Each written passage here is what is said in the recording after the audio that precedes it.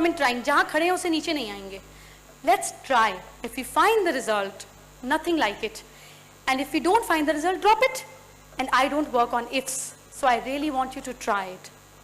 So this is with numbers. So where was I? Anyways, let's come to this question. Yes, please. Last question. Business में या घर बनाते वक्त बोला जाता है कि दक्षिण मुखी दरवाजा नहीं होना चाहिए या बिजनेस कभी दक्षिण मुखी नहीं होना चाहिए. बंबई में तो हजारों दुकान है कि जो दक्षिण मुखी है और अच्छी चलती है. फिर ऐसा वास्तु में क्यों बताया जाता है? One more thing. और वास्तुशास्त्र जो है गरीब आदमी के लिए एप्लीकेबल है या नहीं है? दोनों चीज का जवाब देते. पहले गरीब आदमी की बात कर लेते हैं.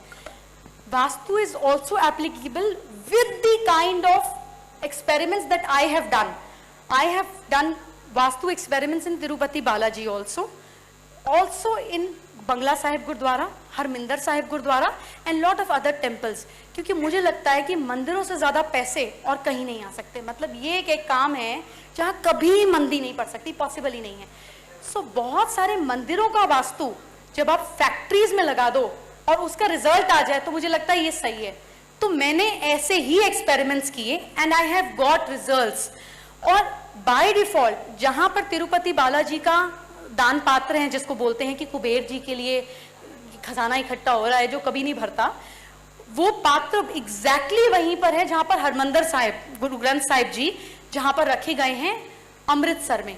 सो there is a secret that we don't know but doesn't mean that it doesn't exist. So जब आप ऐसी जगहों का वास्तु लगाएंगे जो हिट हैं तो वो काम करता है. सेकेंडली, दक्षिण मुखी की जो हम बात कर रहे हैं, गरीब आदमी का सबसे बाद में बताऊंगी.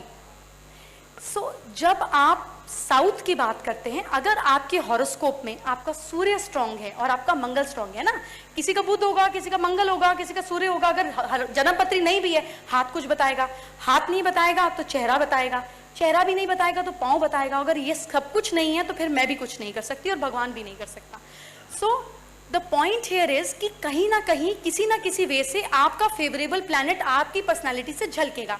अगर आपका मंगल स्ट्रांग है, अगर आपका सूर्य स्ट्रांग है, तो साउथ वाली जगह पे आप जितना फ्लरिश करेंगे उतना आप नॉर्थ पे फ्लरिश कर ही नहीं सकते. अगर 1000 दुकान भी साउथ में है तो 1000 नहीं चलेगी.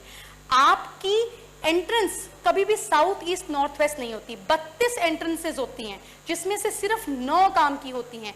अगर ये पूरी लेन साउथ है तो ये साउथ नहीं होगी ना, ये साउथ होगी, ये साउथ साउथ वेस्ट होगी, वो साउथ वेस्ट होगी, ये साउथ साउथ ईस्ट होगी, ये साउथ ईस्ट होगी. किस डायरेक्शन पे आपका दरवाजा खुला वही सारा खेल है वास्तु का. और अगर मैं इतना सब बता दूंगी तो मुझे 13 से 14 दिन यहाँ खड़ा रहना पड़ेगा. और गरीब आदमी की जहां तक बात है, तो ये सवाल जब मैंने सोचा तो रेडी लेकर आते हैं लोग सब्जी बेचने के लिए. आप लोगों के यहाँ आते हैं नहीं आते हैं? जिसकी सब्जी रेडी की है, जिसका स्टेबल थैया नहीं है, लेकिन काम तो वो भी कर रहा है ना, पैसा तो वो भी कमा रहा है और उसका भी एक दिन अच्छा जाएगा और एक दिन बुरा जाएगा. उसकी रेडी के सेंटर में खड़ा कर लीजिए. जहां उसकी रेडी का नॉर्थ होगा और जहां उसकी रेडी का साउथ होगा, उस कलर्स की सब्जियां अगर वो वहां रख लेगा, आप हफ्ता एक्सपेरिमेंट करके देखिए, उसमें भी उसकी सेल बढ़ जाएगी. क्योंकि साइंस का मतलब ही नहीं है कि आदमी गरीब है कि अमीर है. अगर लॉ ऑफ ग्रेविटी आपके लिए और मेरे लिए, मैं यहां से कूदूं, आप वहां से कूदें, गिरेंगे तो दोनों. ऐसा नहीं है आप अमीर हैं तो आप उड़ेंगे, मैं गरीब हूं तो मैं गिर जाऊंगी. It has to be applicable. बात यह है कि कर कौन रहा है और मान कौन रहा है. So it is applicable to everybody.